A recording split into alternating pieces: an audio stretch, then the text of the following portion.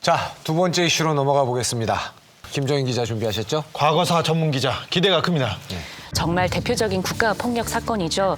납치 그리고 수시로 벌어진 폭력에 강제 약물 투여 의혹까지 공식 집계된 사망자만 500여 명에 달했던 형제복지원 얘기입니다. 아, 형제복지원. 네, 참 가슴 아픈 우리 현대사의 한 현실인데요.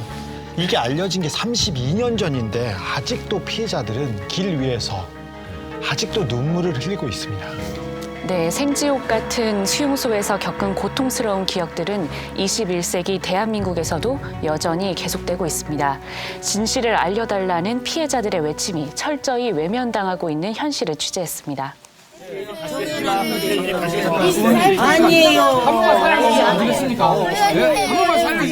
국가폭력 피해자들이 무릎을 꿇었습니다.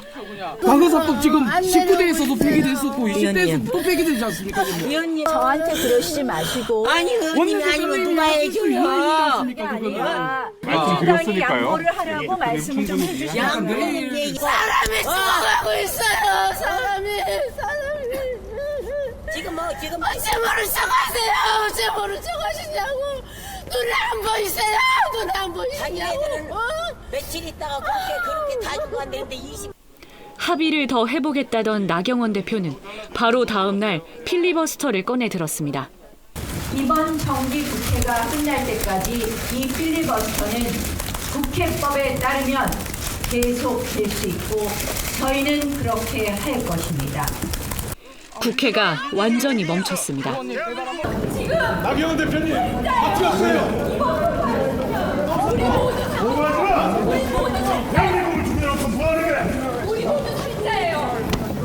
살인. 왜 이런 말까지 나오게 된 걸까? 시체들이 몇 실려가는 것들을 눈으로 목격을 했어요. 형제 복지원. 그곳에 복지는 없었습니다. 공식 기록으로만 500여 명이 죽어나간 죽음의 수용소였습니다. 수용소에 감금됐을 거라 사실은 상상도 안 했으니까 그거는. 청각장애인이었던 형은 집을 나선 지 3일 만에 차디찬 시신으로 돌아왔습니다. 형제복지원에서 밝힌 사인은 쇠약. 그럼 이건 누가 죽인 거예요, 이거는 누가. 살인이에요, 살인. 얼마나 때렸으면 온몸에 피멍이 들었겠냐고요. 그거 말씀하십시오. 그런데 그 몸을 보니까 그거는 사람이 할 짓이 아니에요. 그건 사람이 해서는 안 되는 일들이에요, 그런 것들은. 도대체 왜 형이 죽었는지 알 수 없는 동생은 30년이 지나도록 죄책감에 시달리고 있습니다. 빨리 찾지 못했다는 죄책감. 그 공포 속에서 맞을 때 그 형님의 그 심정은 어땠을까? 지옥을 경험한 사람들. 간신히 살아남지만 고통의 늪에서 벗어나지는 못하고 있습니다. 9살에 12살 누나랑 같이 이제 같은 날에 들어갔거든요. 아침부터 또 맞기 시작하면서 취침때까지 두들겨 맞는 그 과정이었어요, 계속. 원산 폭격에 물고문까지 어린아이가 감당할 수 없는 온갖 가혹행위가 자행됐습니다. 원산폭격이 이제 머리를 이렇게 하잖아요. 이게 아니고 흔들린다. 그러면 이제 와가지고 머리를 이제 밟아버리는 게 그대로. 말을 듣지 않는 아이들에게는 강제로 약을 먹였습니다.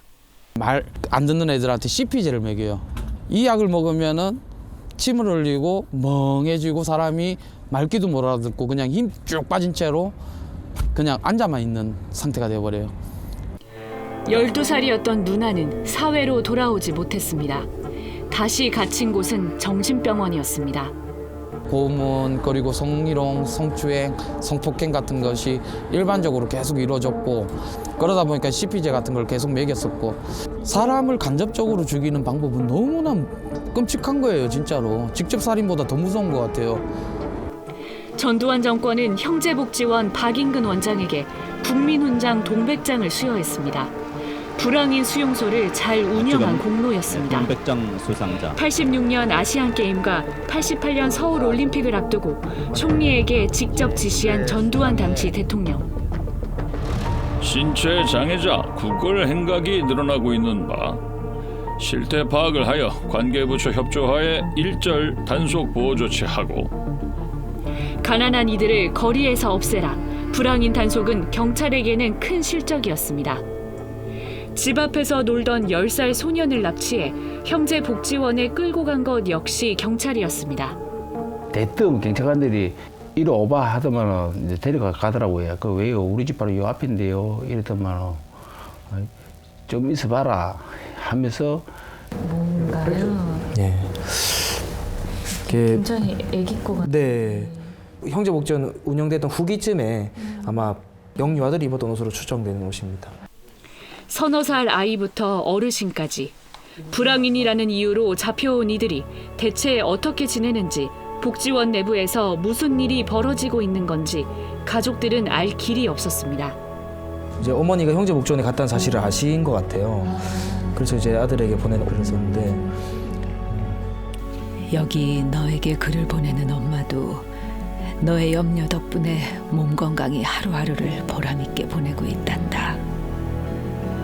옥진아, 왜 그다지 소식이 없느냐?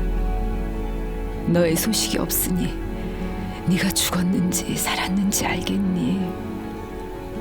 엄마는 너희 형제만 믿고 살아가는데. 1975년부터 1987년 폐쇄되기까지 10년간 형제복지원에 수용된 인원은 3만 8천 명이었습니다. 여기는 딱 한 사람 잘 수 있는 공간입니다. 너무 사회의 그냥 감옥 같습니다. 형제복지원 피해자들은 2년 전부터 국회 앞에 작은 비닐집을 짓고 노숙 농성을 하고 있습니다. 지난달 6일엔 피해자 최승우 씨가 국회 앞 지하철역 위에 올랐습니다. 형제복지원의 진실을 밝혀줄 과거사법이 드디어 국회 본회의 바로 직전인 법사위에 올라갔기 때문입니다. 최 씨가 곡기도 끊고 외친 건 자신과 동생의 인생을 송두리째 빼앗아간 이유가 무엇인지 알려달라는 것이었습니다. 법을 만들어서 그때 당시 우리가 왜 잡혀갔는지 제대로 진상규명을 해달라고 하는 말이죠. 나는 그때 꿈 많은 학생이었다 라는 걸 명예를 회복시켜달라는 거죠. 그리고 지난달 29일 괜찮아요. 교수님, 예? 교수님, 눈 좀 떠봐요. 24일째 과거사법 통과를 요구하며 단식하던 그는 병원에 실려갔습니다. 나경원 대표님, 사람 죽이지 말고 살립시다. 나경원 대표님, 사람 살립시다. 사람을 죽여. 의원님 제발. 너희들은 무슨 소리를 죽이고 있어? 의원님, 사람을 죽여주세요. 사람을 죽여주세요. 제발 부탁해요. 사람을 죽여주세요. 대한민국을 죽였잖아. 지금 나경원 대표님, 같이 왔어요. 내가 얼마나 많이 설명을 했어. 왜 내 누이가 지금도 정신병원에 있는지, 왜 내 형이 온몸에 멍이 든 채 죽어야 했는지 이들은 지금도 묻고 있습니다. 더 이상 외면하지 마시고 꼭 도와주시길 부탁드립니다. 죽어가는 국민 좀 살려주세요. 당신들 필요하면 주장을 좀 해요. 황 대표 목숨만 중요합니까? 국민의 목숨은 안 보이십니까? 나경원 대표님. 제발 부탁드립니다. 제발 부탁드립니다. 살인자가 되고 싶으십니까? 살인자가 되고 싶으십니까? 탈북자는 국민 아닙니까? 단식하는 황 대표의 단식만 중요합니까? 사람이 파리 목숨처럼 쓰러져가는 게 쇼입니까? 아, 저분들의 피 맺힌 외침을 외면하는 국회의원들의 모습을 보니 정말 분노가 치밀지 않을 수 없습니다. 이분들이 뭘 잘못한 분들입니까? 국가폭력의 피해자입니다. 겨우 살아남은 피해자들이라고요. 그런데 쇼라고요? 부끄러운 줄 알라고요? 의원님들 말이 부끄러워 죽겠어요. 그런데 사실 87년에 형제복지원 참상이 세상에 알려졌을 때도 검찰 수사로 밝혀진 거는 극히 일부분이었지 않습니까? 네. 수사가 진행된 건 울산 작업장에서의 강제 노역과 원장의 횡령 혐의뿐이었고요. 정작 부산의 형제복지원 본원에서 벌어진 가혹행위나 의문사에 대해서는 본격적인 수사가 이루어지지 않았습니다. 그게 본질적인 내용이었잖아요. 네네. 왜 정작 부산 형제복지원에 대한 수사가 이루어지지 않았는지 취재했습니다. 핵심 당사자들을 추적했습니다. 그러니까 아직도 이렇게 흔적이 있네요. 형제복지지원재단에.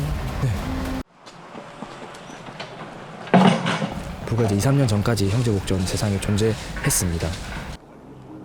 제2의 형제복지원으로 불린 실로암의 집. 중증 장애인들이 계속해서 있었던 건가요? 네, 뭐 여기 보시면 사무실이고 방이고요. 형제복지원 사건이 터진 후에도 박인근 원장 일가는 또 매년 10억 원 이상의 국가 보조금을 받으며 실로암의 집을 운영했습니다. 돌산 바로 밑에 지어 2002년에는 산사태로 원생 4명이 숨지기까지 했지만 폐쇄 조치된 건 겨우 3년 전입니다. 박인근 일가는 사회복지법인을 계속적으로 운영하면서 1,000억 이상의 자산을 계속 수익 사업을 통해 불려나갔던 것으로 보입니다. 500여 명의 목숨을 앗아간 형제복지원의 원장 박인근 원장은 1987년 구속된 뒤 징역 2년 6개월을 선고받았지만 출소 후에는 사회복지법인 대표자 협의회 공동대표까지 역임했습니다. 검찰의 수사는 처절한 실패였습니다. 박이태 검사장에게 가져간 보고서입니다. 이게. 초기 수사 당시 부산지검 검사장이었던 박희태 전 국회의장. 부산지검은 형제복지원에서 벌어진 의문사와 가혹행위에 대한 수사를 막았습니다.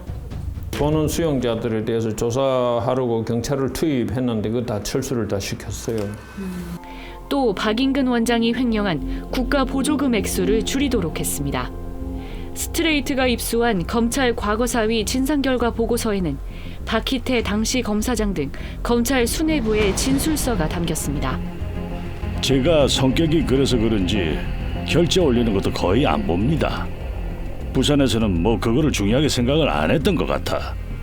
그러니까 그게 어디 뭐 500명이 죽었다고 했습니까?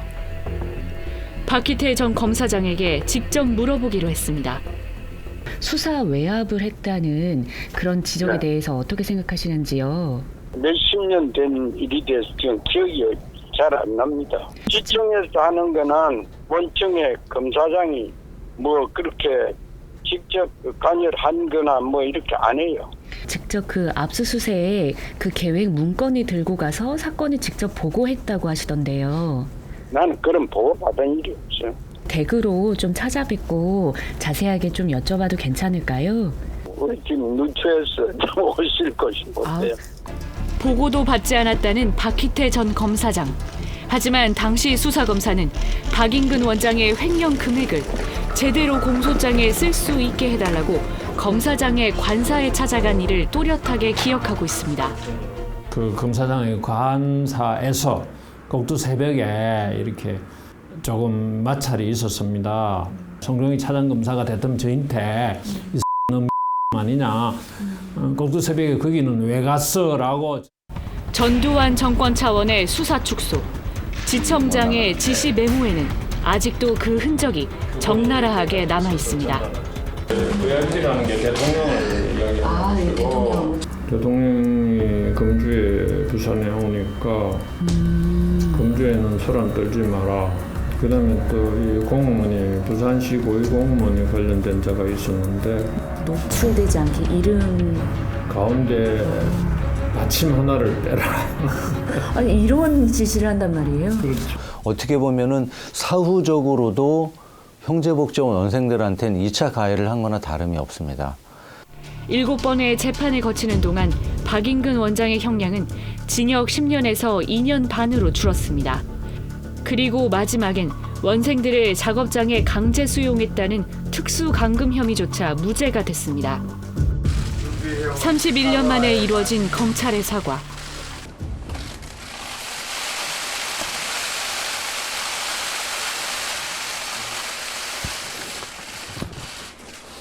보호한다는 명분으로 국가 공권력을 동원하여 국민을 형제복지원 수용시설에 감금하였습니다.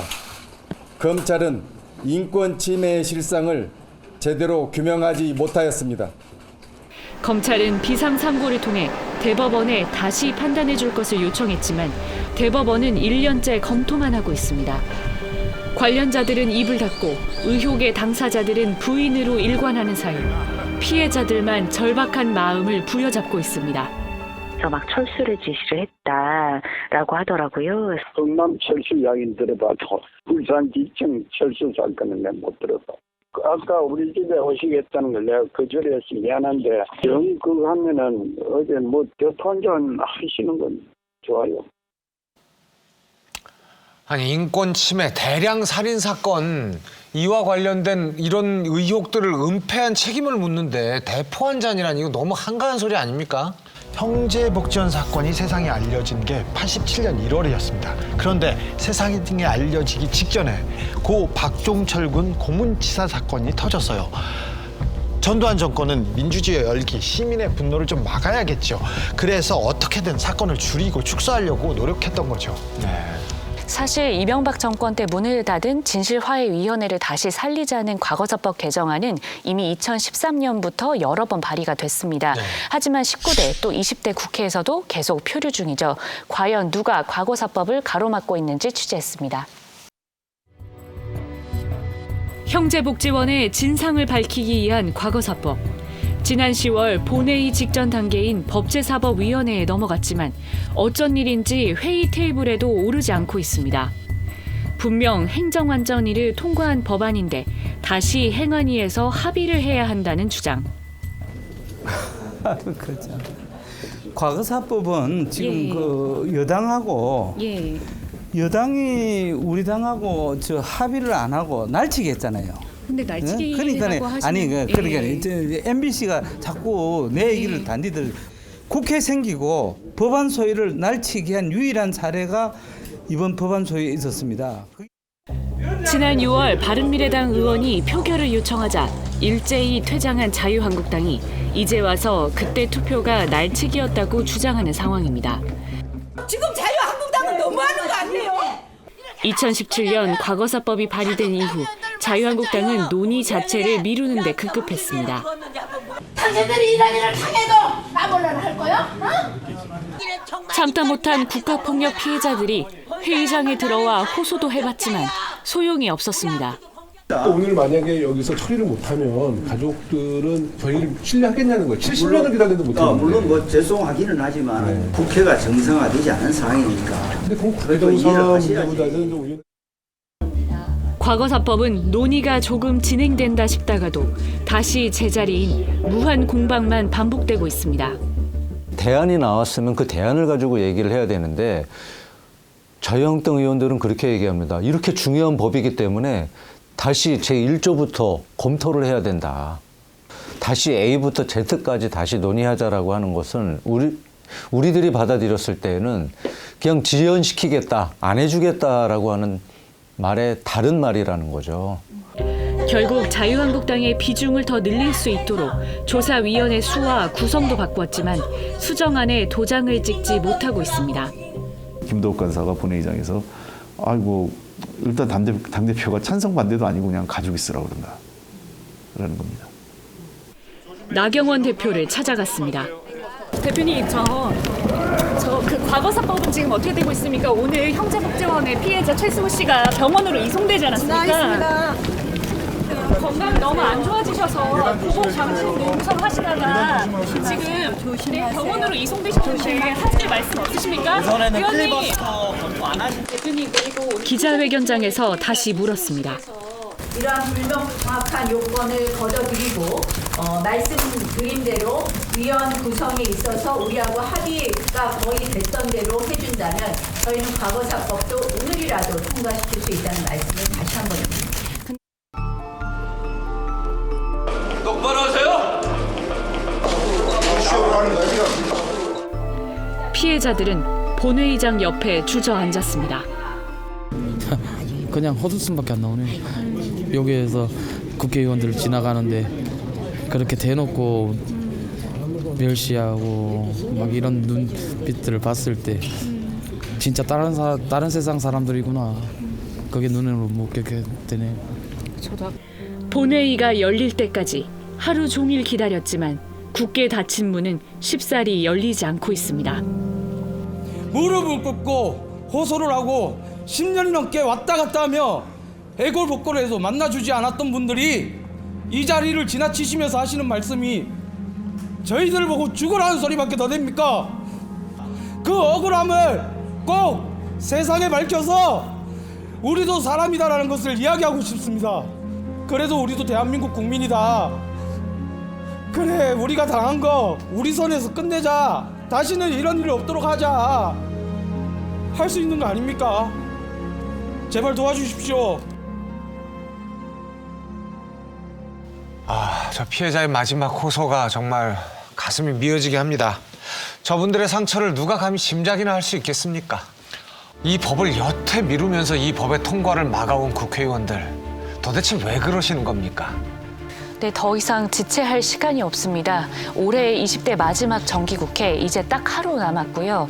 임시국회 회기도 길지가 않습니다. 지금의 대한민국은 어떤 국가인지, 국민을 위한 진짜 정치가 무엇인지 여야가 함께 보여주시길 바랍니다. 거리를 청소한다는 목적으로 가장 보호가 필요한 약자들에게 가장 잔인한 폭력을 행사했던 국가, 그리고 그 폭력의 책임을 외면하고 있는 국가. 그래서 얼마나 깨끗해졌습니까? 악취나는 어두운 과거를 이제는 청소해야 할 때입니다.